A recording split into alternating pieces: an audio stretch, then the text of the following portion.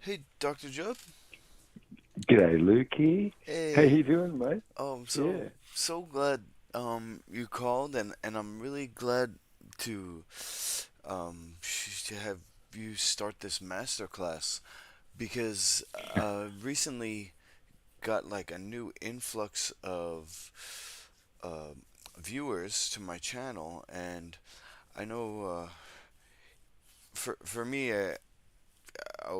I know how many people you help, and I kind of feel bad going over everything again. But for the new viewers, they they're going to be coming to the channel, and they're going to see um, your new masterclass at the top of the feed.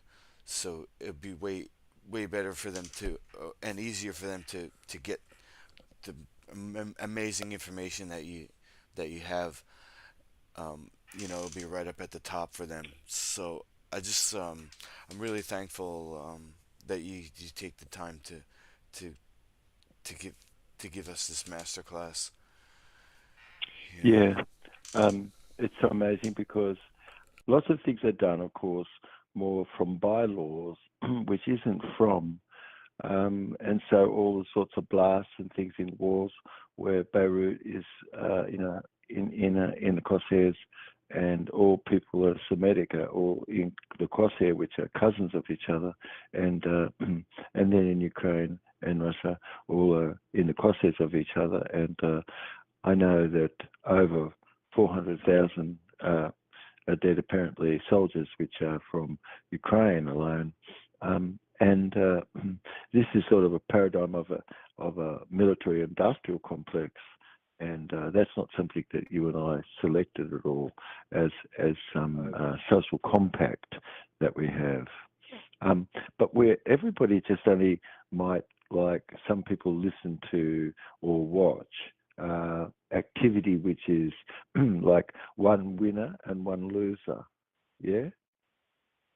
Um, and yet, like, what about when a side is picked because the color of your socks instead of sort of other types of ideas? Something exists about a playfulness, of course, and something is sort of more sportsman-like. Would you agree? Absolutely. Mm. And so when betting comes into a sport, suddenly something isn't sort of maybe a game anymore, um, but lots of things which involves people betting and gambling. Yes. How much time is it occupied? But somebody could have gone by, and a lot of time passed, isn't it? But something which is a paradigm, which is paradigm is a set of rules um, which cause you to interpret the world around you in a set way. Mm. And though, many of our listeners could have heard about a paradigm paralysis, what do you think a paradigm paralysis is, mate?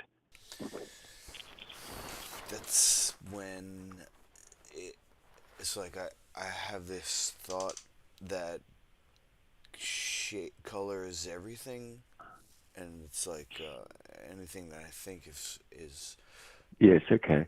So it's sort of like any set of rules which cause us to understand the world in a set way. So a paradigm, which is a set of rules, what if only the rules that I ever saw was football, let's say?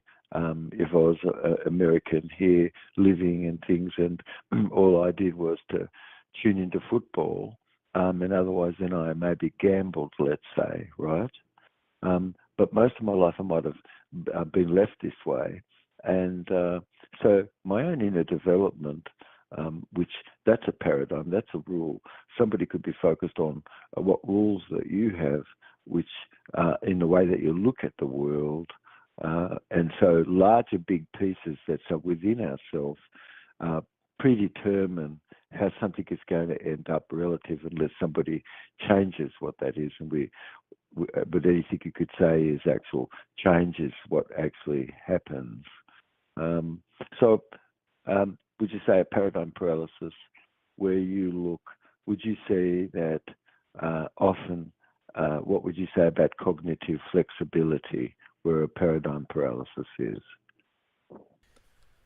So that's going to be a lack of flexibility.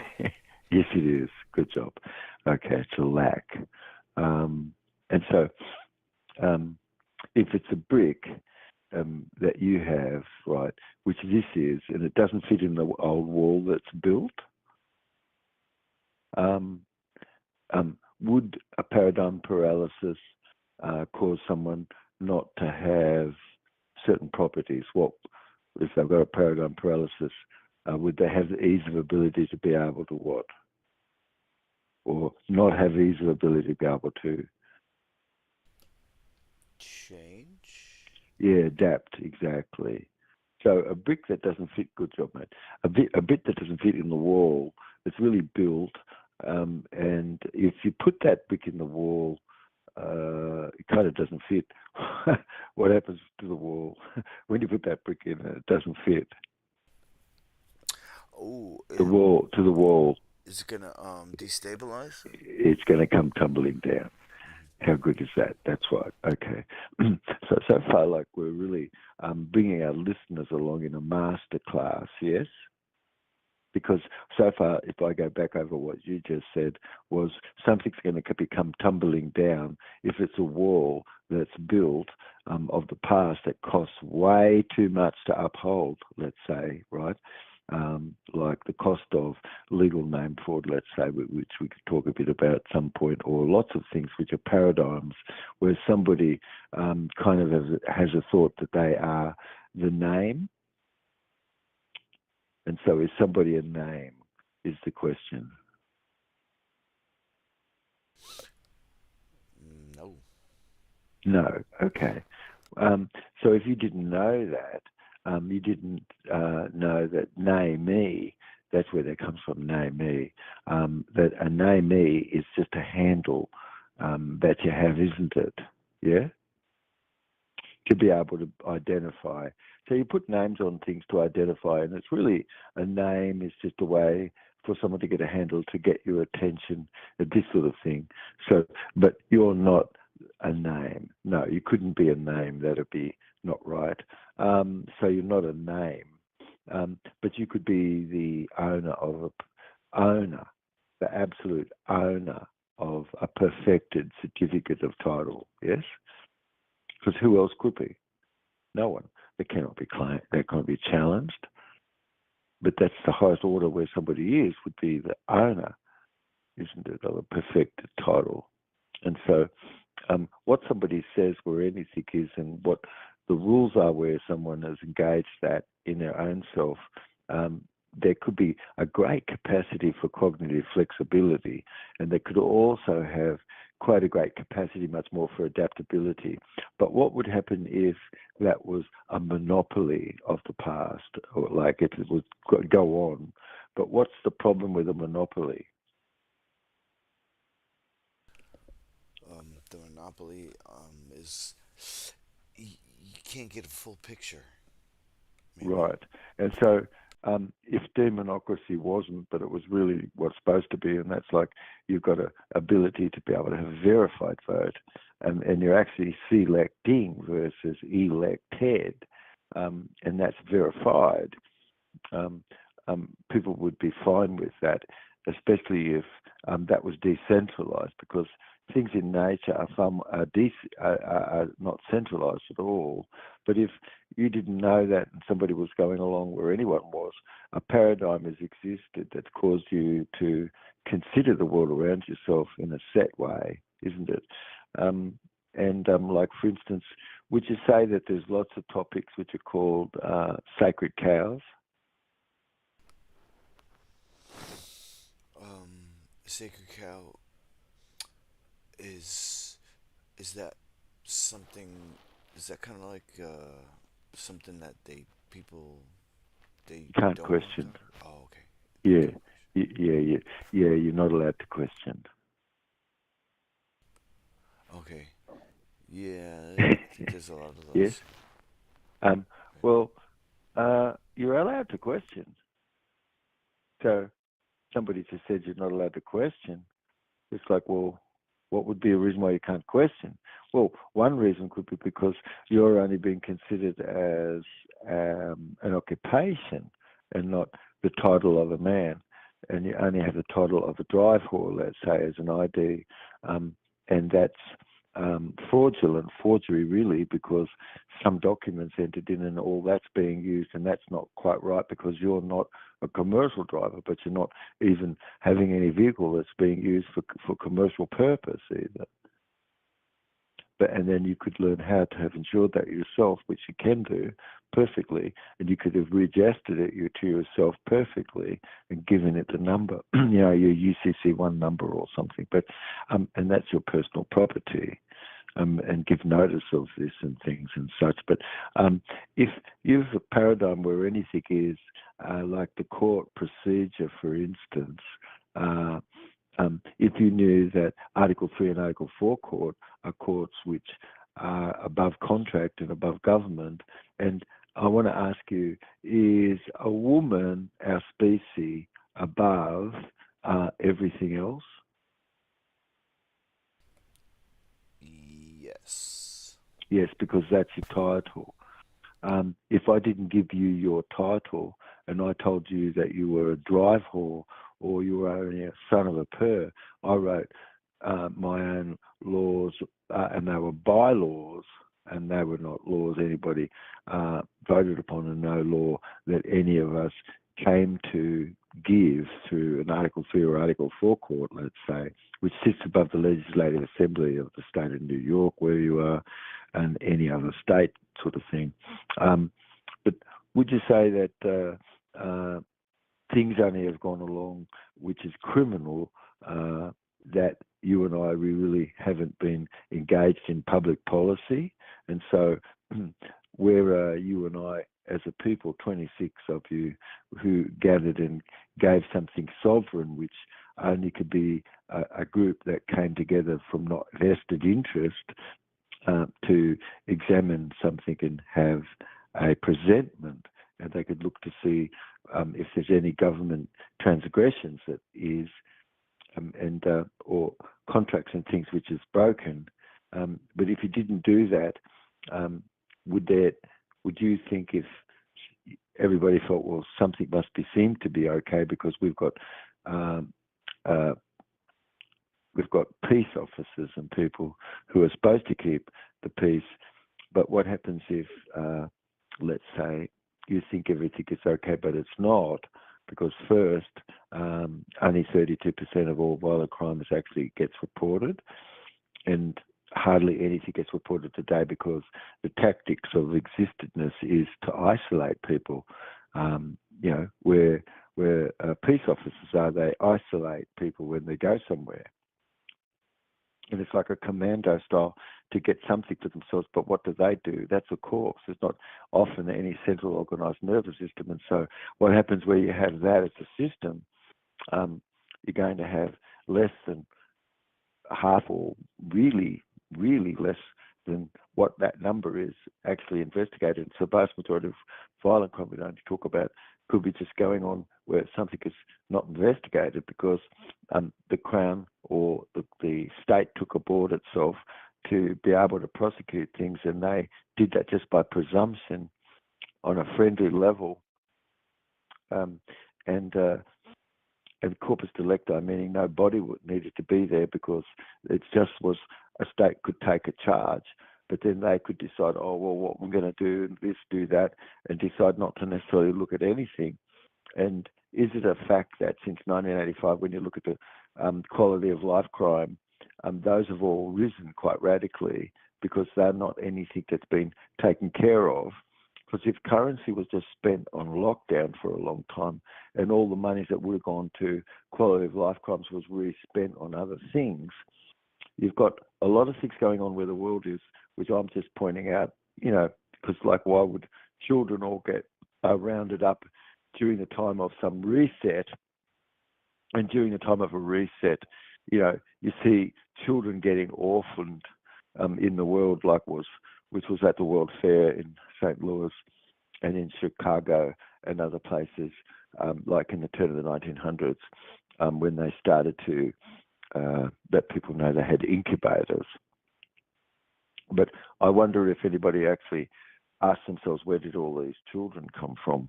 That was on these infant and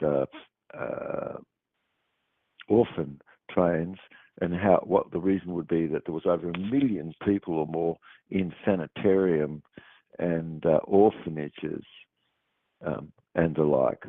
And that also too, that would we know that euthanasia was going on? And so this is the same corpse. It's not a different corpse. And 197 other corporations, all owned by the same group of people, 10, and one group in Macau and the other group in San Espirito. And this is the Great Council, and this has been operating for a long while. And you could go back a couple thousand years, and the Vaticanus, and people just behind what all this is itself. And that's the state of the state which owns your birth certificate. And the real estate, what is real, is 2 inches above the earth. It's not the earth itself. And that's, you're the real estate in the new paradigm, you see. Gold and other things don't have unlimited worth, but all people do. And in a republic of peace chosen versus a not having chosen a social compact of being in a military industrial complex, we all have a choice. And could you say most the enemy is you or I or anybody who hasn't ever done anything and got together and actually put together, what administrative council needs to be to help to correct the things that's going on? And if one could note, of course, what's observed wherever new information is transferred over, what response that you have inside that's modifying things that you thought or had is observable, or it's notable. And so if in ordinary terms, you've got lots of things which is put where resistance is or denial, yes? So is resistance and denial a step toward acceptance? I think so. Yes, it is. So that's good. So that's very good. You could see that where somebody is to accept something, it's so radical opposite of whatever they did think, and shouldn't they reject what seems to be a truth, but maybe not, because the past has to be upheld at all costs. But of course, it costs way too much to uphold. Being under a pledging system, which under international law of 210 years, that was over in 1999. And ever since, it's only been by the decor that anybody could see how the nation is being led and who's above that. And that's been the Crown, hasn't it? Because just by decor, you've seen the Crown Court more or less charging the president, not we the people. And so, because it's not we the people and it's a corporation, it's just an opinion. And so what happens in the state where some, you could say Supreme Court, but we the people is the Supreme Court, but not we the people from the land versus we the people of the state. But if you've got no backing because you're only in a federal level and everything is bankrupt there, and the only thing which is present is more the state, and then all corporations are bankrupt, so it's only with the people who are the creditors, actual, and own the debt, and this has to be paid back, and this is the reset, you see. And so everyone gets an account, no matter where you are. And this is positive induction. You're the real estate, and each nation and beloved is prospered and prospering within it, because in a new paradigm of a golden age, which we've moved into the age of Aquarius, which we'll talk about sometime in the future. But it's to look right now where you or I are at the old paradigm and see that that's sort of getting crushed, of course, because too many things like the Big Bang is ridiculous. It doesn't describe melon that is in black holes in space, nor does it describe how the speed of dark is 10,000 times faster than light, and that it's only light that comes out of dark because light is a very slow slug. It's like water. And so intelligence really is you or I or anybody going beyond any prefix set pattern of response to have survived. But what if my communion with you or anybody was and is with agreement, and that's one way, which is really good, okay? Because you're getting agreement, good, and you should be focused on getting agreement where any adversarialness is. But what if somebody doesn't want to get agreement? They want to put things off, and it's like, okay, well, you're getting agreement, but you've got a condition. But how is that relative? Is it actual? Well, both these choices are caused with agreement and congruency versus polarization, yeah, which is looking and sorting for what's opposite, what doesn't fit, what's obscure. And most people who do anything, they've got habits which are pervasive and are ongoing. And those things will be looked at, and once you do, you could start to rise above what that is, of course. So, some people are like shade babies, and other people as adults are angry babies. And so there's different styles of sort of expressed, principles be broken. But memory, if nothing exists of any fear, that's good. Because what's the reason for bringing up any memory of fear? That's ridiculous.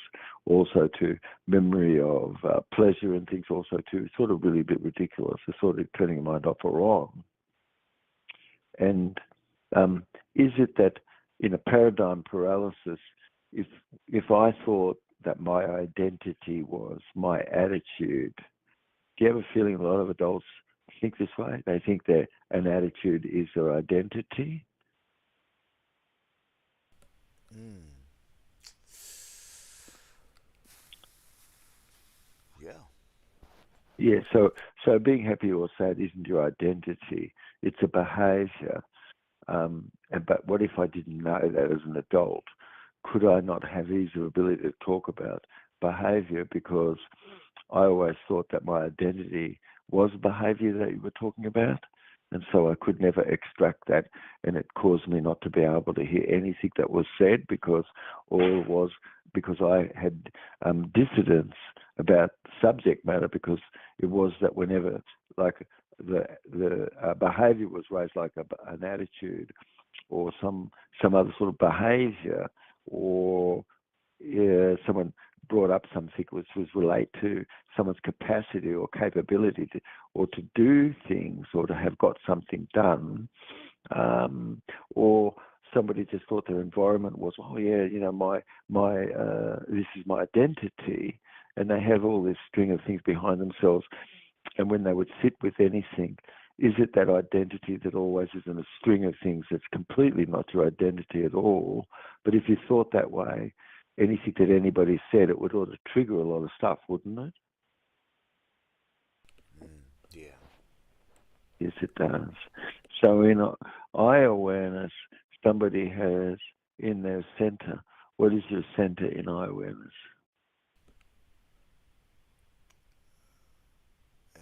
Emptiness. Emptiness, that's right. And then the only other thing which is about your body is called care. And that's am. That's energy slowing down. I am. And so that's it. That's all. Where somebody else has got something in their mind, or my mind, would you say that I would be in the moment, or you'd say that I'm not being receptive at all, because I've got obviously just got a lot of thinking going on in my own head? That's not emptiness. No, yes. So if one is absolute, it could be seen first that the only thing which is empty space, which is absolute, nothing else is absolute, which is I, which is absolute. And what about where somebody is seen and they're not of any inability or refusal to have some cognition that could go beyond a prefix set pattern of response that somebody has to be able to survive, and they get clobbered and they clobber themselves and they self-censor themselves. And is it that I might have done that if I was just full of the idea that I could know what someone else was thinking?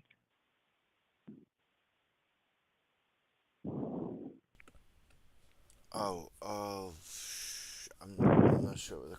What's the question on that one? The question is, if you saw me, and I really needed help actually, but the thing that I was doing was always thinking I could know what somebody else was thinking. It's a problem because there's no way that I could know how somebody else is thinking, and why would I, or could I, or should I? It's like doing other people's thinking for them. So when somebody does the thinking for someone else, which you can't do, that's ridiculous, right? You can't do the thinking for someone else. You can't do the loving for someone else. What happens when someone tries to give you love? It's like, does it mean because they're doing that they're in an act of a presupposition that you're weak? Yes. And so is that what's being anchored? Yes, it is.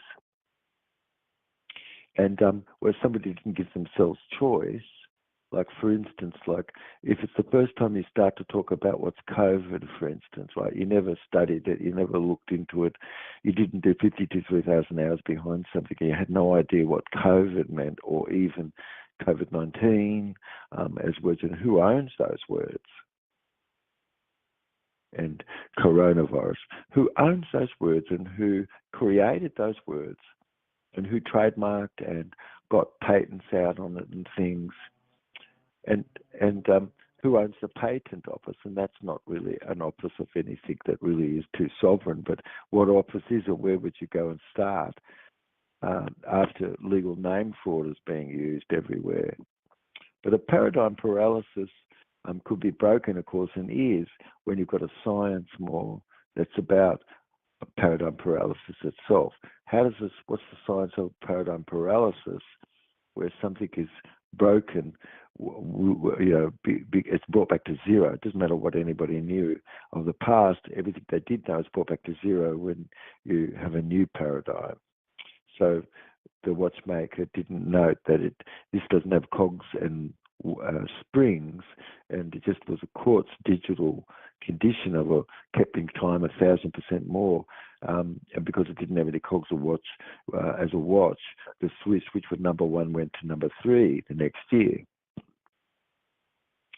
And the word paradigm is really an old tongue, and on Turtle Island here you'd say padak nainei, padak nainei. And it's a very old word, which is, was taken to Macedonia, of course, and also Greece, in the Middle East when that got jump-started again in 2500 BC from Canada, of course. Canaan comes to be from Canada, and the language, of course, which is the North American Indians, is Greek, of course. It's sort of exact, and that's where Zeus comes from, and all this sort of thing comes from these ancient more people, which go back 7,000 BC at least in Canada.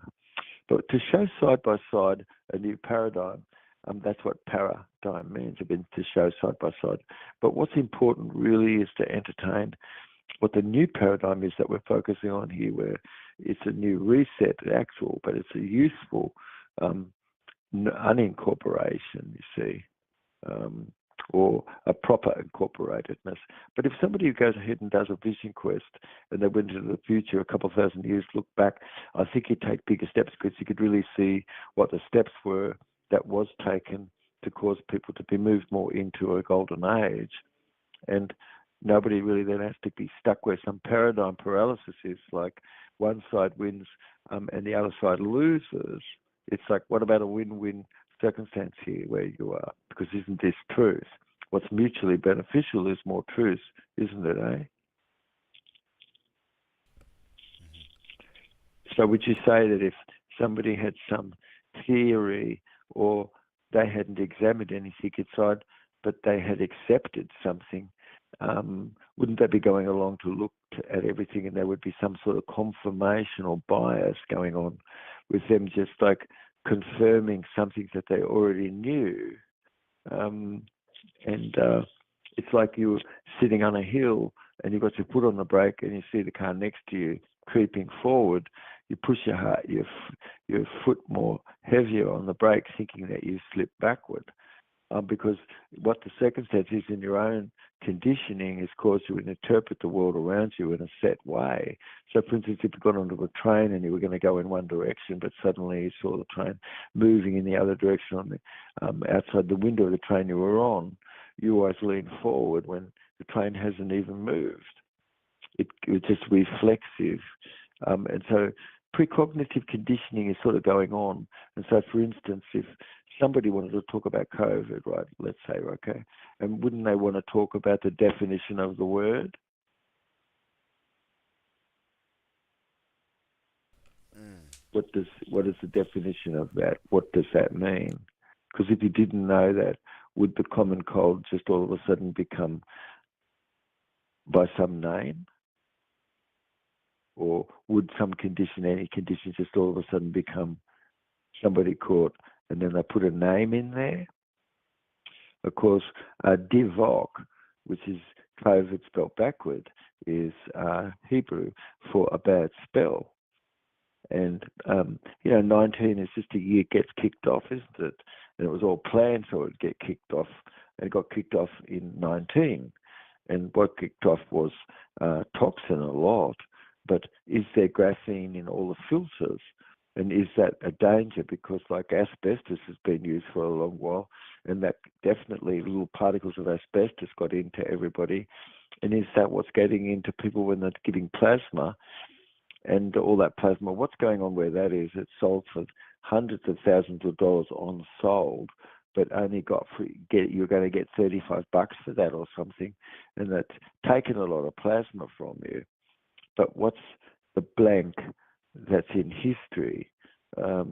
It's because you've got a lot of orphans all jumped into these cities to repopulate them, and because everybody really wouldn't have any identity much on all of these orphan trains that was in the 1900s and earlier. A paradigm paralysis really could be very easy because you wouldn't really know what was the past. You could then be controlled, couldn't you, to put a new story in there yet, and this is what went on, and this is what's been going on. Nobody could say that's not going on. That's an open sourceable sort of thing. But when you deny the things that is going on, is it that you're actually showing your own model of everything? What happens if somebody can't talk about COVID? Is it because of all their sponsors that they're trying to get?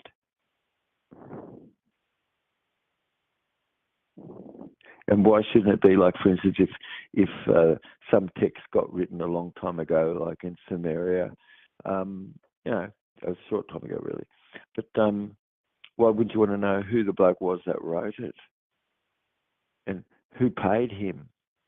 And when you found out a really rich bloke paid him a hell of a lot of money to write those tablets, would you imagine that that would change the idea and the way that you would think about the story? Yes, it would, you see.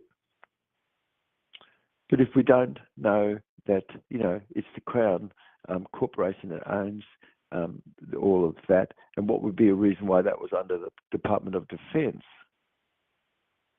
And why was it not called a vaccine?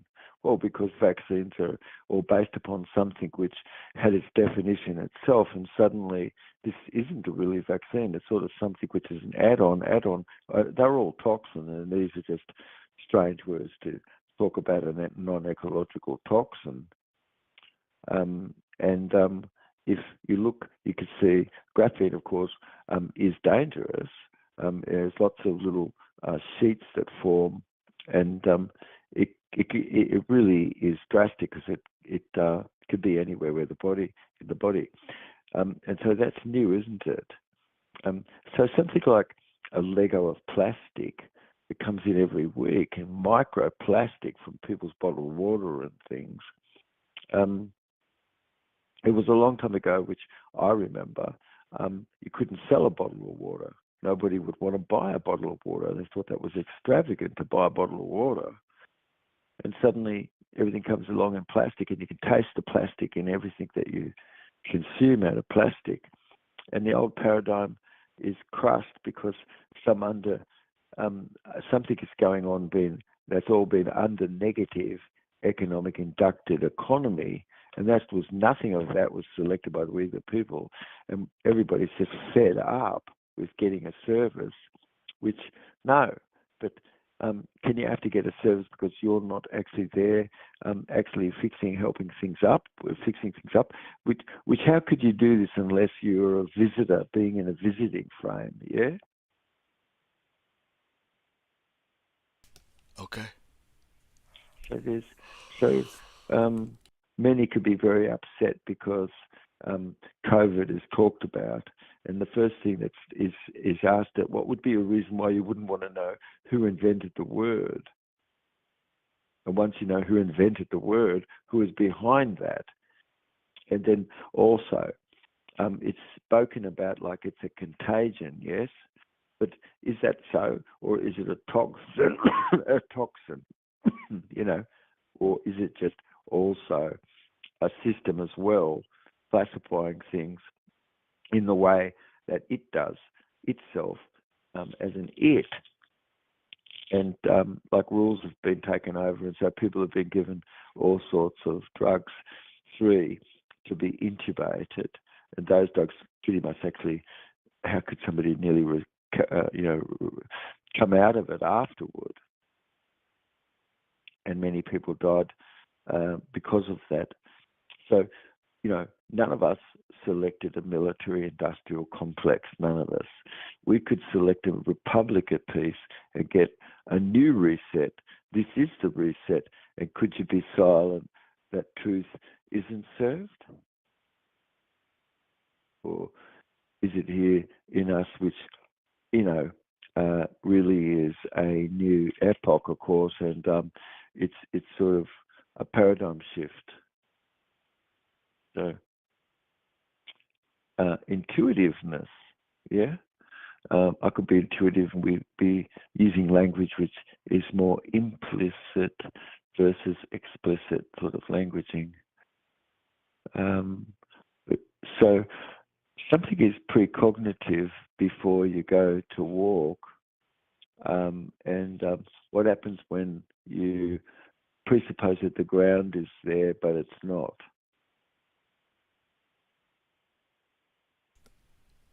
Gonna be What happens? surprised. Yeah, your reflexive writing reflex kicks in, doesn't it? Yeah, it sort of like kicks in and brings your balance back. But you could note that you were presupposing that something could be there, and you had to consider a sense of this to keep balance and to correct things reflex-wise to know where the ground was. But then suddenly the ground wasn't there, and what happens after that? And so if somebody's overridden their writing reflex, I can give you plenty of examples. But like it's an example of where something might be out of balance, and when something is, then somebody just stays out of balance themselves. You see, yeah, they can't get back into balance, or the more that they're out of balance themselves, the more that they'll just stay out of balance. Like so, somebody's going to balance on a balance beam, and somebody's whose ego, they won't. They'll override their writing reflex, and you can see that they're just falling when they go to fall, whereas it should be engaging their writing reflex. And so what's implied and what's presupposed versus getting constructed of what's not supposed to be, or if it's a book, of course, or learning like this masterclass, could it be important that what you're doing is to change the way that you've thought? By wiring in new movement experience, you could conceive new possibility. but if there were too many conditions as to the way you might do something, could you participate in anything? Because somebody's got too many conditions in the way that they participate in something, and so then they no longer can participate in anything much because they've got too many conditions that cause them, like sacred cows, like the is banking talked about in the United Nations?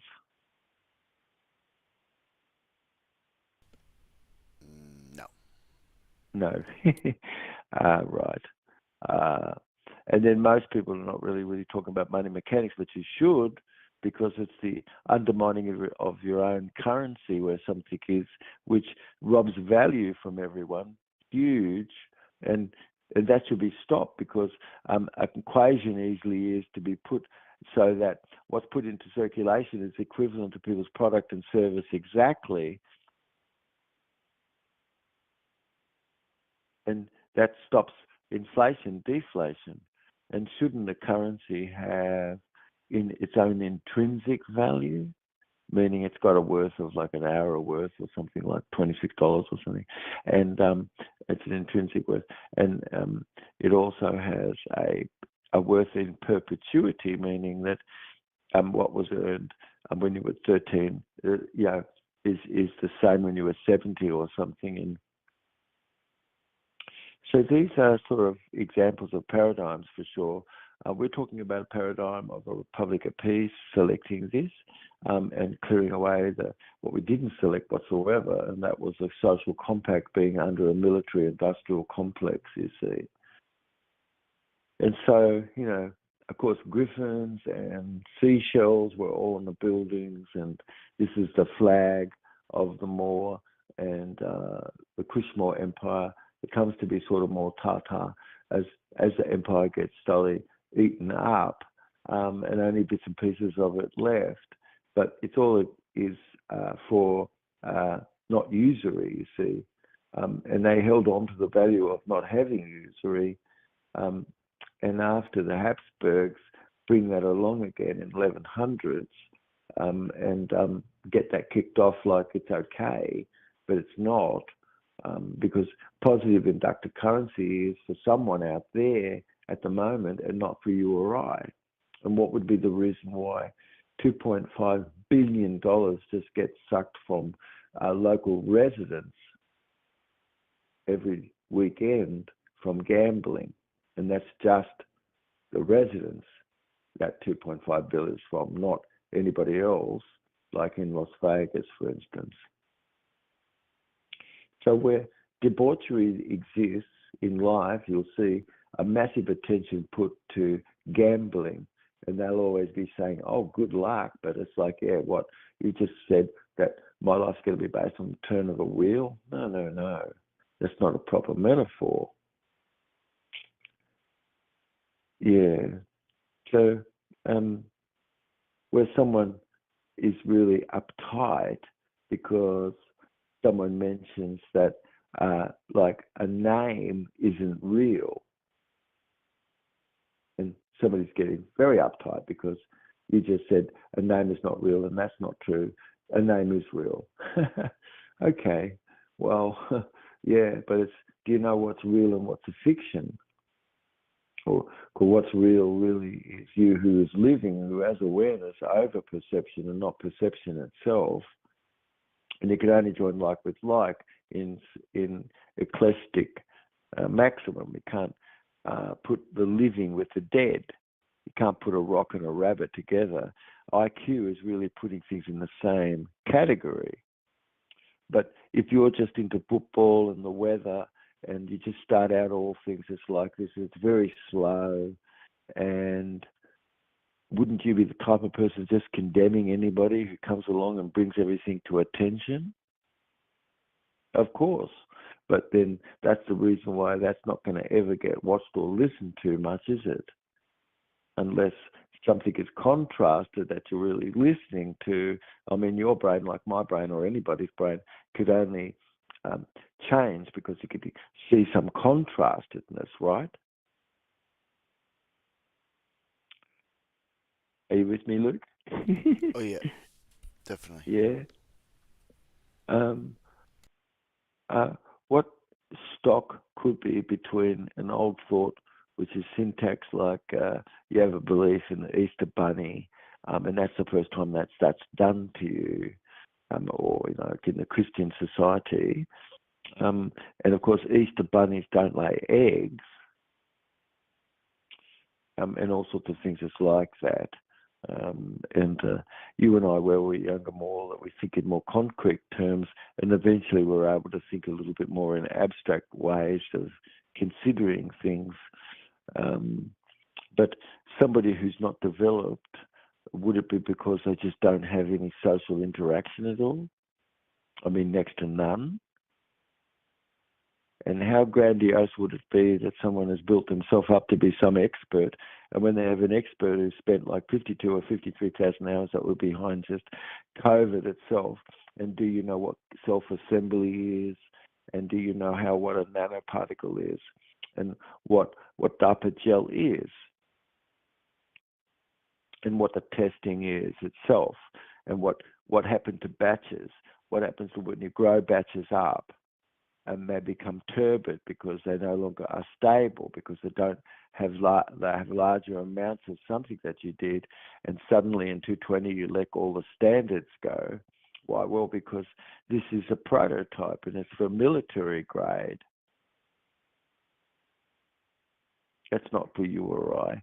And what's ageism? Ageism is the science you're only going to live to be 60 because you're only going to be useful as much as that's concerned. And this is really like a paradigm about what's useful to you, that of your beingness, just as a human being mined for your energy, you see. And so who could say that that's not so, and that there's degrees of fascism around the world?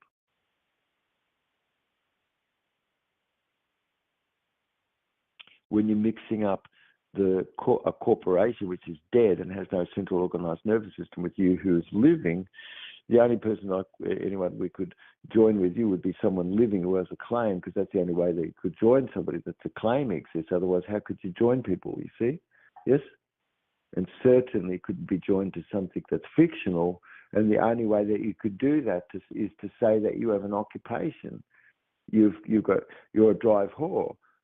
Yes, and you deliver packages, and you work for the federal government, and that you've gotten paycheck more from them, and they're engaged in your business, and you're looking after that as a utility company itself, and that's all that you are, which is not so.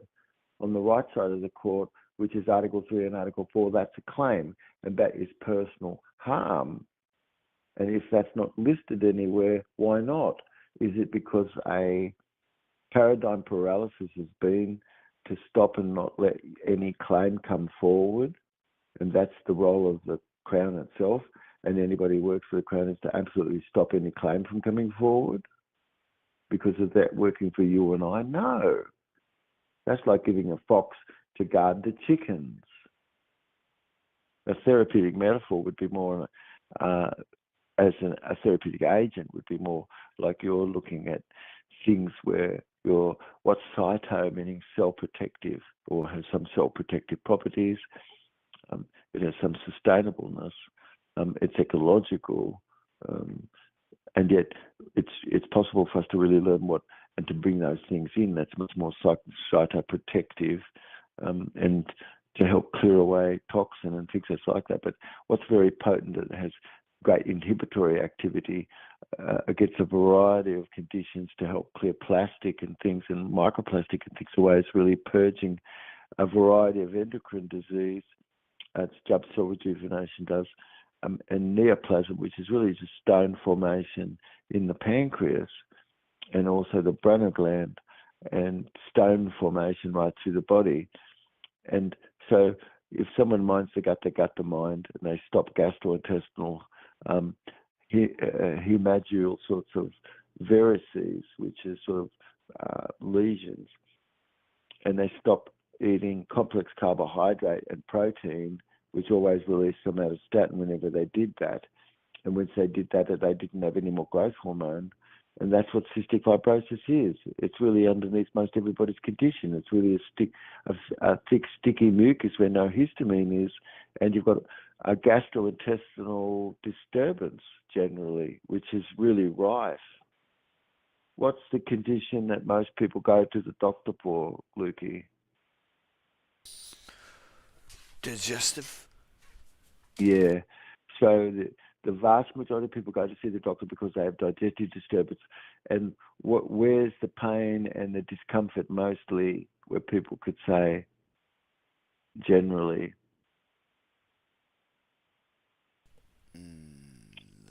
The, the tummy. Digestive, mostly in the abdomen, basically. Yes. People could also be silent, of course, where truth wouldn't be served. But somatostatin is released, isn't it? Where an excessive disaccharide like sugars exist, which is no longer manageable because it's all enzyme resistant, because it was all cooked up and then it was combined with heavy protein, and the stool becomes what's called a steatorrhea stool. The fats, the protein, the carbs doesn't get broken down. It ferments and putrefies. And when disaccharide sugar is emptied more quick a bit and then slow time afterward, you've got a diphasic type of condition from something that someone ate, and the body goes, I'm going to just shut everything down because this stuff is bad. And that's what somatostatin does. Somatostatin is released by the pancreas. It has a very short life, and it selectively inhibits all the hormones that the pancreas would have secreted, yes, like glucagon, insulin, and all of these other needed enzymes like gastrin and secretin and cholecystokinin. And when they're not secreted because somatostatin was released instead, it's a wrongful release. It's out of habit, out of time, too much, not enough, and a loss of thriving as a result of it, because gastric acid normalization really is necessary to have proper platelet surface area being increased. Otherwise, you've got a cystic fibrotic condition that's underneath most everything. And so a disease could have a name which could give someone a handle on something, but what is it that's the group think that's around that name, and what does that name trigger for you or anyone else? And is that right? Is it a proper attention when something is much deeper, actually, yes, to be understood or healed up? And see, this is what Jubb cell rejuvenation has more of a focus, because it contributes to a beneficial outcome health-wise. And when somebody could have had just wrong food stuff, which is a general thing, and it was excessive, and it was not natural types of sugar because it was sugar that was bent to the right when it's supposed to be bent to the right, but it was bent to the left instead. And it was made by GM engineering type of sugar. And those high fructose types of sugar might not be so good because it ends up as a fatty acid, but a certain amount of it is okay. But then, not too much. But if it were in a complex state, like carbohydrate and protein and fats, it is going to definitely trigger somatostatin to be released. And the pancreas then can't produce, and then sticky mucus comes to be more in its channels, and complex carbohydrate without any enzyme to break it down just sits in heaviness in the stomach. And when somebody shut their eyes, their stomach closed, and somatostatin was released, and now the intestine is switched off. And so these are things which causes foodstuff to ferment and putrefy, and caustic conditions of the intestine, which causes a whole range of splenic types of arteries, vasoconstriction, and reducing all the portal blood flow to the liver and the pancreas. And psoriasis, which is drying up and stickiness in the vascular resistance that goes on where sticky mucus is from dead food diet. Most would care to make anything sort of cleansing and more cytoprotective to purge the toxin. But if I led you right now more to consider, if I said, what's the flu called now? Most people are going to tell you that's called a new name. And what is that new name? Very mixed up, very hypochondriacal, Is it real? No. No name is real.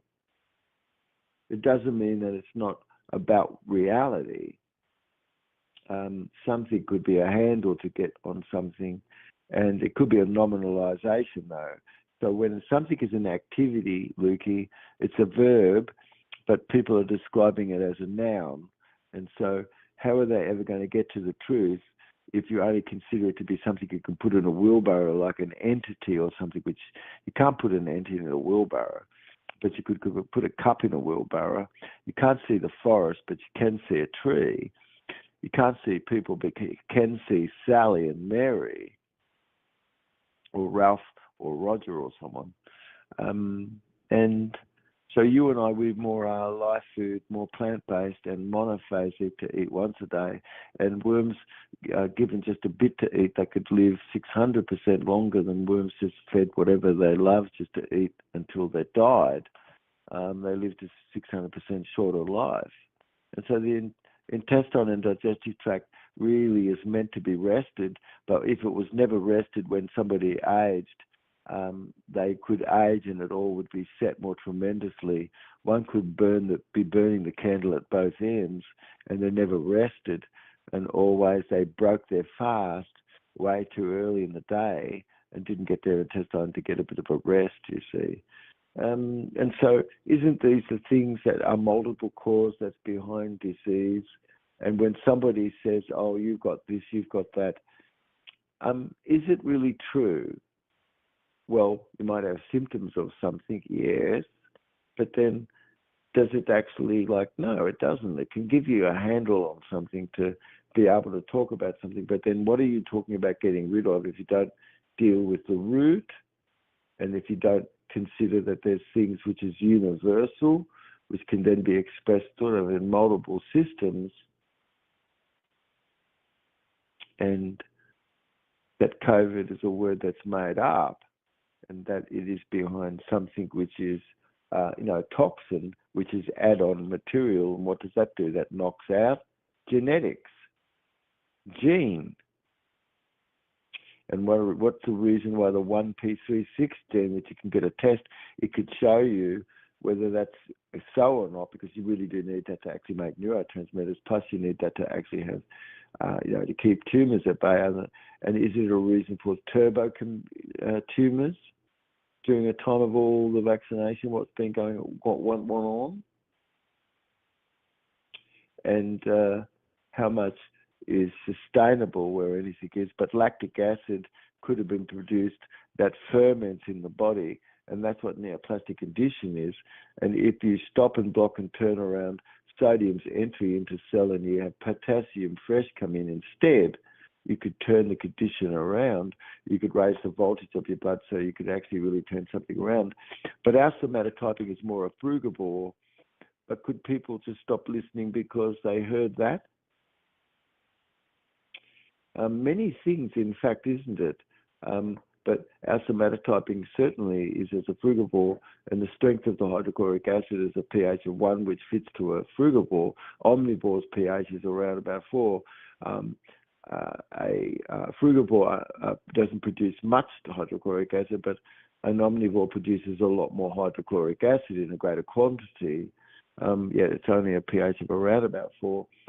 Because frugivores would have to eat a lot of fiber more, and you have to be able to have a lower pH to be able to digest that stuff.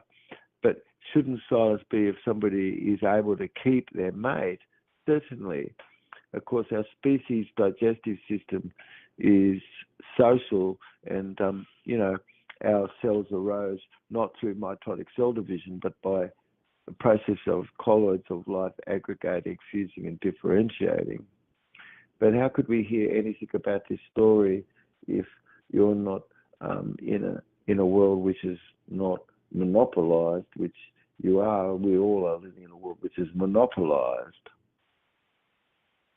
And so we could see, of course, all of being more plant-based and more light food areas, living more where life house is, more sublime, where children are born now out of a form of discretion, and you and I, we have decentralized governance, when all done by my smart contract, and that everything is functioned as cash because there's no reason for tax because it's you and I, we own the system itself, and everything that's voted for, which is currency, which is various things which should be raised to be, for various things to become and get ahead where everything is.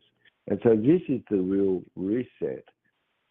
It's that to uphold the past is too much, and it was a really just unconscionable act that a grown man could ever have contracted with you as a baby and left you to be just as an infant decedent in any contract, and that anything you could say it would only be the level of hearsay as a value of you being an infant decedent, an award of the court under the present system of vice admiralty law, you see. So because it's not criminal, because no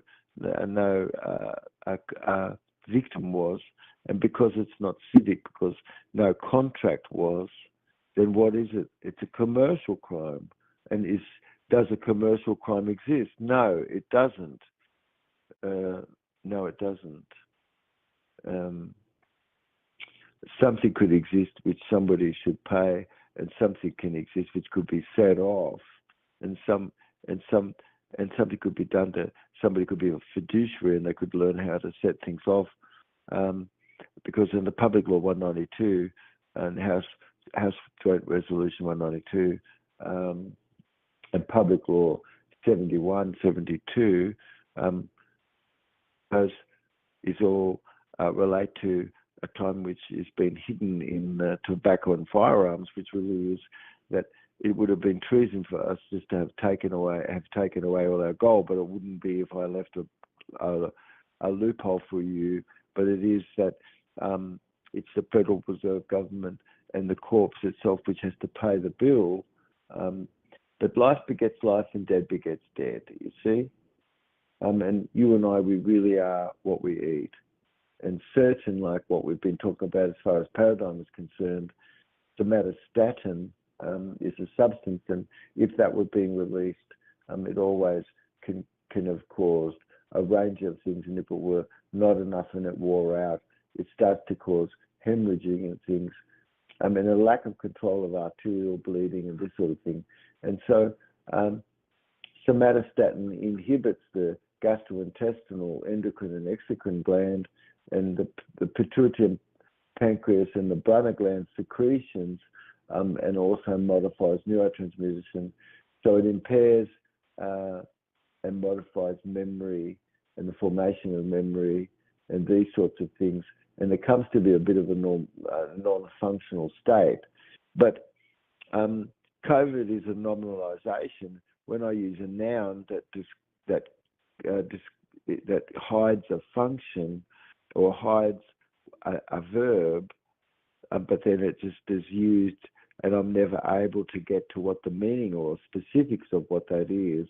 But if I knew about Koch's postulate and science of what a contagion is, you'd have to be able to isolate an agent that apparently caused the condition, which was multiple there in the body, more than what something should be.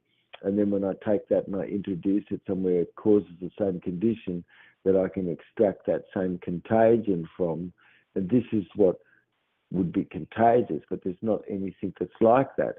Because why wouldn't you use Occam's razor and say the vast majority of all of this is toxin, inadvertent and chosen toxin brought in, mate? Yes? Right, I heard about And that.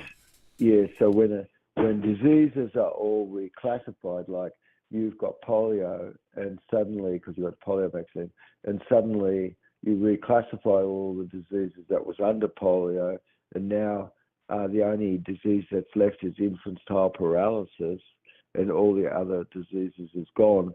Did polio get healed? Well, apparently it did, but it did just on the books, because you just shifted all the different conditions that was under polio and reclassified them back under their own original sort of headings and things. And look, this is not scientific. It can't be repeated. It doesn't have a proper construct. It doesn't have anything contextual, and nobody could ever have something to come forward to say that something was of a fixed state, which it's not, because everything pleomorphs in these batches. Nothing ever stays the same, and the concentration is drastic in some areas of it in relation to others because they've batched up when they batched things, you see, when they made things that was for injectables. But blood vessels really are not meant to be broken into by needles. The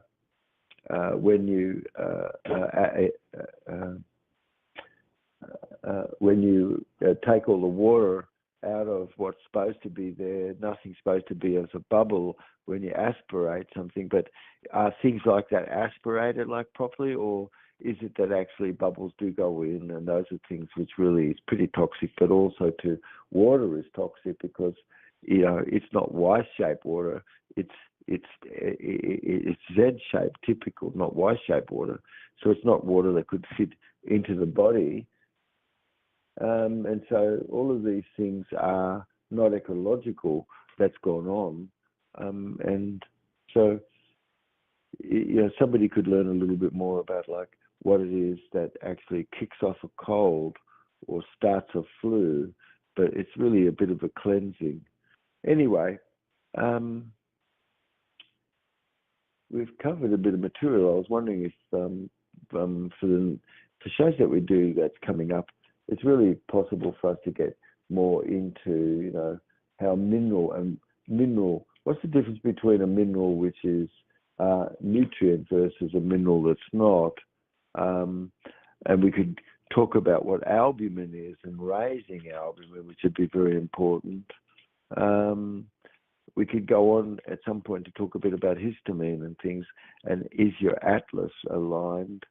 And we're a CNS pump. But could we talk at some point eventually a bit more about our lost identity, you see? And did the victors change our history? And at its peak, was it, what would be the reason why 1 Million Beloved was put into asylums in 1920, and euthanasia and all this was being practiced? And do you realize that fentanyl today is wiping out more people than where there's full-scale wars going on? And look, the evidence is plain as day, and there's things that we could talk a little bit more about and bring up a bit, including eclectical maximums. But like what we've just said is we've been talking a bit about during this program how the military could have turned and looked at everybody as a combat ant, basically, and everyone there is only where it's just as few minerals for being mined, yes? And so there's quite a bit that we could talk a bit about as we go on where things are, yeah. So, and we've started just by talking a little bit about what's congruent and what a paradigm is, which is a set of rules, right? And you can see a paradigm paralysis is where somebody could have a bit of a lack of cognitive flexibility and adaptability to be able to take aboard new information and things. Yes. And dissidence is a state that causes people not to be open. And so as you're in a visiting frame, now you can look at things which is irregular and be able to correct those things. Yeah, so there we go. So amazing, David. Thank you so much for your time and your countless hours, like you said, of work and all these different fields. I feel very, very fortunate to be able to study with you, and I'm really glad to be able to to host your masterclass, and I'm really looking forward to the next one. We've got some really, really great information coming up, all about how the reset happens and what has occurred, where resets have been in the past, where, and who was behind what that was, and this sort of thing. But where are we today? Where are we going? And what's exciting about the things that we have coming up here? Anyway, love you, mate. And let's do part 2 of the masterclass, sir. Yeah. But we could say this one we've just done is really about paradigm and paradigm paralysis and busting paradigm. Yeah. So amazing. Mm. Love you, Can't mate. wait. We'll talk. Let's do another show coming up real soon. Love you, Great. mate. Come on, bro. Good night.